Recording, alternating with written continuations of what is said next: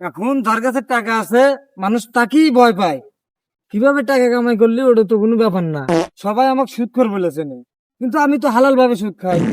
যেমন ধরে আমি মানুষের কিছু টাকাতে সাহায্য করি, পরে তারা আমাকে কিছু টাকা বাড়া দেয়। জোর জুলুম জোর করি নে। যখন দেখি কেউ টাকা দিতেছে না, তখন তাক একটাই, না হলে তার কাছে ফোন থাকলে ফোন একটাই, গাড়ি থাকলে গাড়ি একটাই। সেগুলো নিয়ে তো আমি কোনো ক্ষতি করি না। আগারে যখন তারা টাকা পয়সা দেয় আবার ফেরত দিয়ে দেয়। তুমি সুদে টাকা ছাড়বে ভালো কথা, কিন্তু সুদে কিন্তু যেন তেন লোক টিয়া ছেড়ে কুলুয়া ওঠে না। হেডামালা লোক ছাড়া কাম হয় না সুদের টিয়া।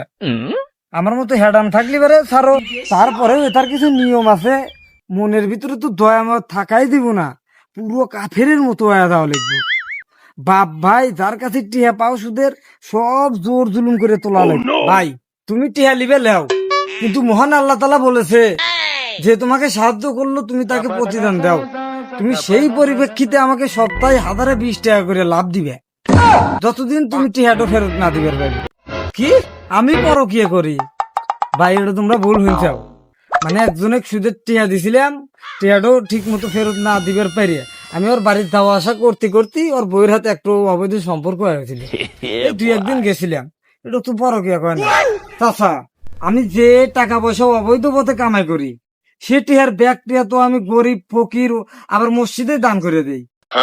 তাতে তো আমার কোনো পাপ হইলো না, এর সে কিছু মানুষের উপকারী হইলো। আর কাউকে যদি 20,000 টাকা সুদে ছাড়ি, সেখান থেকে লাভই পাই 5,000 টাকা। সেখান থেকে আবার কিছু মানুষকে দান করে দেই।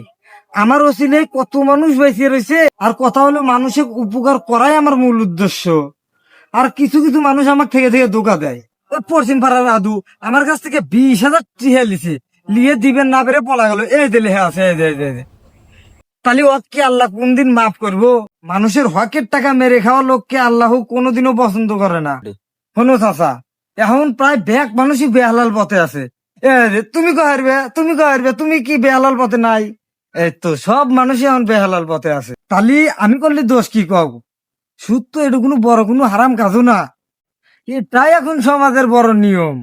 আর সুদখোরকে মানুষ সম্মানও দেয় চাচা।